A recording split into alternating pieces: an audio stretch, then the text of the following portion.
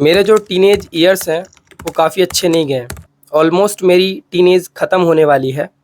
मैं हमेशा से चाहता था कि मैं एक टॉपर बनूं, पर मैं कभी टॉपर नहीं बन पाया।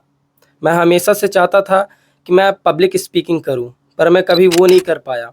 मैं हमेशा से चाहता था कि मेरे अच्छे-अच्छे दोस्त हों, पर जैसे-जैसे मैंने नए-नए दोस्त बनाए, सब के सब साँप निकल गए।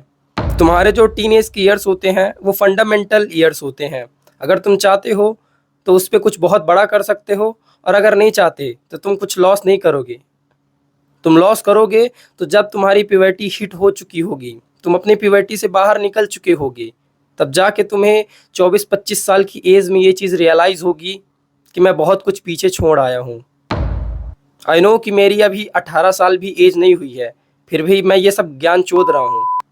बट ट्रस्ट मी, मैंने हर वो चीज़ एक्सपीरियंस कर ली है जो तुम्हें अभी मैं बताने वाला हूँ। सो अगर तुम्हें लगता है कि ये छोटा सा बच्चा क्या बताएगा, ट्रस्ट मी, तुम ये वीडियो छोड़ के जा सकते हो। मुझे एक व्यूज़ से कुछ नहीं मिलने वाला। बट अगर यही तुम एक व्यूज़ तुम खुद के लाइफ को दोगे, मे बी तुम्हें कुछ ऐसा सीखने के लिए मिल जाए इस वीडियो से जिसकी तुम्हें सच पे नीड हो। सो अगर तुम चाहते हो, तुम्हें पसंद है, तो आगे वीडियो को कंटिन्यू करो, नहीं तो कोई ज़रूरत नहीं है। जैसे कि मैंने कहा, तुम्हारे जो फंडामेंटल ईयर्स होते हैं वो तुम्हारी टीनेज पे ही आते हैं। मैं अपने पहले स्कूल लाइफ को ब्लेम किया करता था, MP boards, UP boards, ICSC, CBSE, इन सबको ब्लेम किया करता था कि फक यार, क्या एजुकेशन सिस्टम है, क्या पढ़ाते हैं। मुझे पता था कि मेरे टीचर्स को कुछ नहीं पता है, वो अच्छा नहीं पढ़ाते हैं।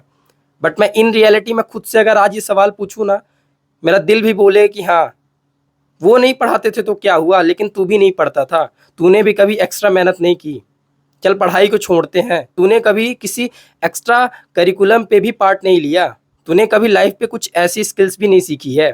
अगर आज तुम अपने ये फंडामेंटल ईयर काफ़ी अच्छे से स्पेंड करोगे ना, बिलीव मी, तुम्हारे 20s, 30s, 40s बहुत प्यारे निकलने वाले हैं। जब मैं छोटा था तो मैं हर एक चीज़ के लिए मैं दूसरों को ब्लेम कर दिया करता था। मैं मम्मी को बोल दिया करता था कि मेरे कपड़े नहीं मिल रहे हैं।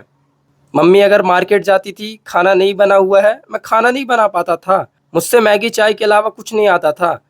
मुझे अगर कहीं पहाड़ों पे छोड़ दिया जाए कि तू 10 दिन सर्वाइव कर ले, मुझसे नहीं हो पाता।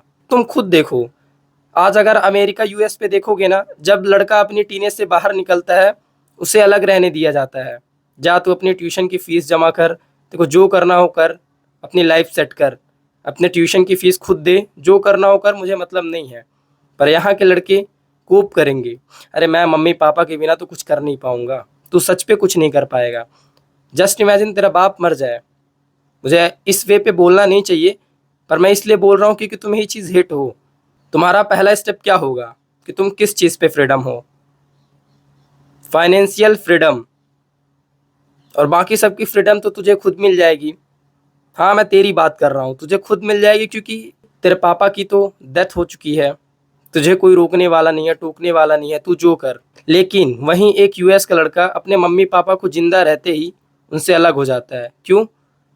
क्योंकि वो अब लाइफ पे कुछ करना चाहता है। जब मैं छोटा था, मतलब जब मैं 16-17 साल से भी छोटा था, तो मैं अपनी गलती कभी एक्सेप्ट ही नहीं करता था। मैं हमेशा से ट्राई करता था कि मैं दूसरों को ब्लेम कर दूं।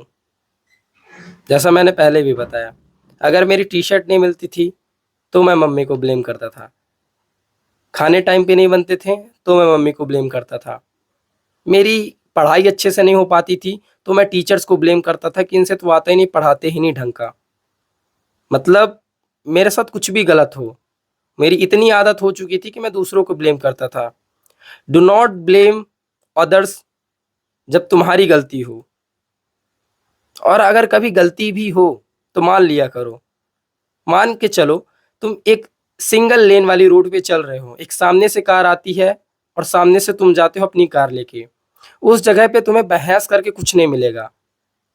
फालतू पे तुम्हारा मूड खराब होगा और उसका भी मूड खराब होगा। इस टाइम पे सही ऑप्शन होगा क्या कि तुम थोड़ा पीछे हट लो, मूड अपना सही रखो। मैं भी किसी चीज़ से सफ़र कर रहा हूँ और एट द सेम टाइम तुम भी किसी चीज़ से सफ़र कर रहे हो। शायद ये मेरी आखिरी लाइफ हो और ये तुम्हारी भी आखिरी ही लाइफ हो। So do not blame others. जो भी तुम्हारे साथ गलतियाँ होती हैं, कहीं ना कहीं उस पर तुम्हारा ही हाथ होता है। अभी तुम्हारे टीनेज चल रहे हैं तो तुम्हें काफ़ी शौक होगा कि मैं अपने दोस्तों के साथ घूमूं, मस्ती करूं, ये करूं, वो करूं। नई नई लड़की से बात करूँ। बट एक चीज़ मैं इस पॉइंट पे बताना चाहता हूँ, उन्हें अपनी हैप्पीनेस का रीज़न नहीं बनाना कि तुम उनके बिना खुश नहीं रह पाओ। लाइफ पे एक पॉइंट आएगा जब तुम्हें ये चीज़ रियलाइज़ होगी कि वो तुम्हारे साथ नहीं है, और ये चीज़ होगी, नहीं होगी, ये तुम्हारे दोस्तों के ऊपर डिपेंड करती है। बट ये पॉइंट आएगा, कभी ना कभी तुम्हारी लाइफ पे आएगा। Stay hard, love you all.